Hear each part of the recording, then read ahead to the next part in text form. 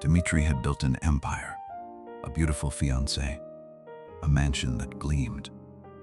The perfect life. Until one evening he came home early, heard a scream. His mother. He walked to the kitchen doorway, saw Victoria, saw her real face. Everything shattered in an instant. Dmitri was 40 years old, self-made millionaire. He'd clawed his way from poverty to penthouse views, and through it all, one person had sacrificed everything for him. His mother, Anna. Anna had worked 3 jobs when he was young, cleaned offices at night, waited tables during lunch, took in sewing on weekends. She wore the same coat for 10 years. Never complained, never asked for anything.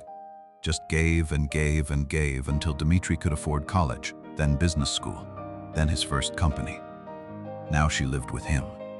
65 years old, quiet, gentle. She deserved rest, comfort, peace. And Victoria, beautiful, poised, perfect. Everyone said Dmitri was lucky to have found her. She came from wealth, moved through his world with effortless grace. On their engagement night, she'd smiled at Anna and called her mother. It had seemed like a dream, but dreams can hide nightmares. For 6 months, Victoria had been flawless. Too flawless, maybe, though Dmitri hadn't seen it then. She never raised her voice, never showed anger or impatience. At charity galas, she'd hold Anna's arm, pose for photos, play the devoted future daughter-in-law. But there were small things, the way Anna had grown quieter over those months, how she'd stopped joining them for dinner, claiming she wasn't hungry, the way she flinched, just slightly, when Victoria entered a room. Dmitri had noticed but explained it away. His mother was old-fashioned, probably intimidated by Victoria's sophistication. She'd warm up eventually. Everything was fine. Everything was not fine. That evening, Dmitri's meeting had ended early. He'd driven home through rain-slicked streets, thinking about wedding venues, completely unaware his world was about to implode. He opened the door quietly, heard voices from the kitchen. Angry voices. Victoria's voice. "You stupid old woman, look at this mess!" The sound of something shattering. Dmitri froze. "I told you to stay in your room when I have guests coming. Do you think people want to see you shuffling around? You're an embarrassment." His mother's voice, trembling.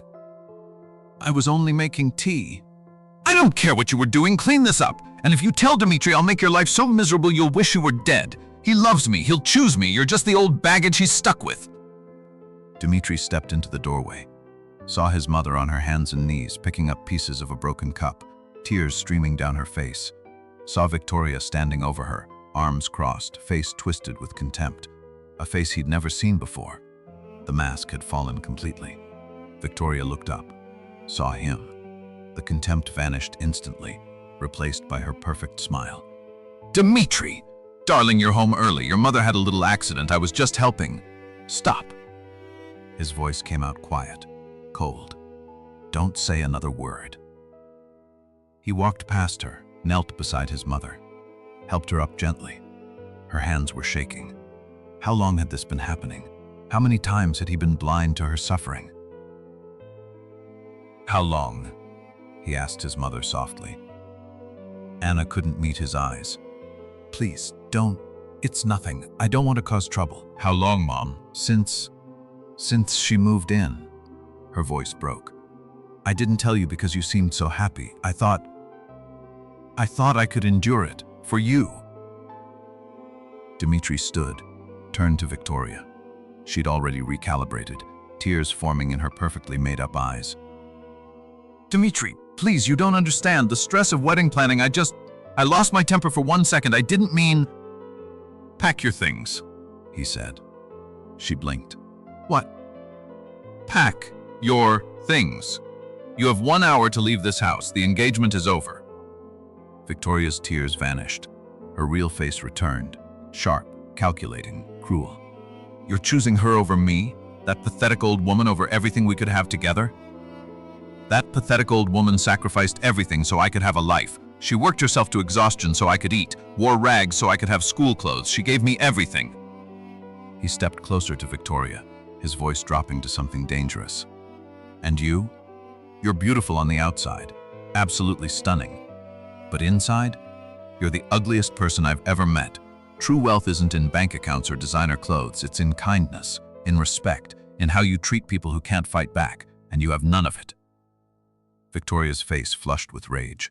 She grabbed her purse, spit out one last vicious insult, and stormed out. The door slammed behind her.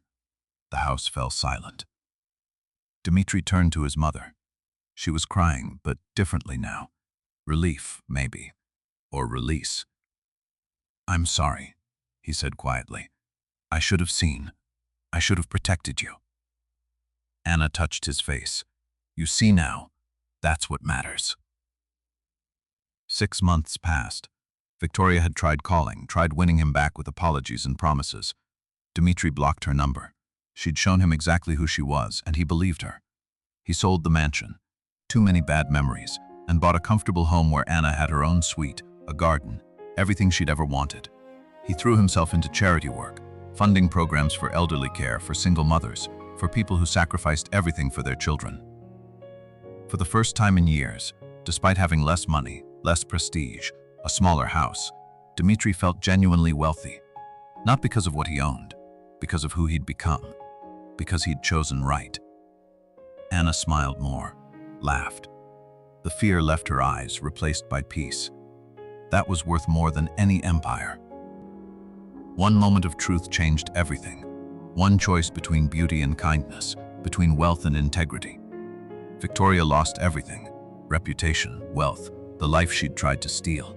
Dmitri gained everything: peace, purpose, the knowledge that he'd honored the woman who'd given him life.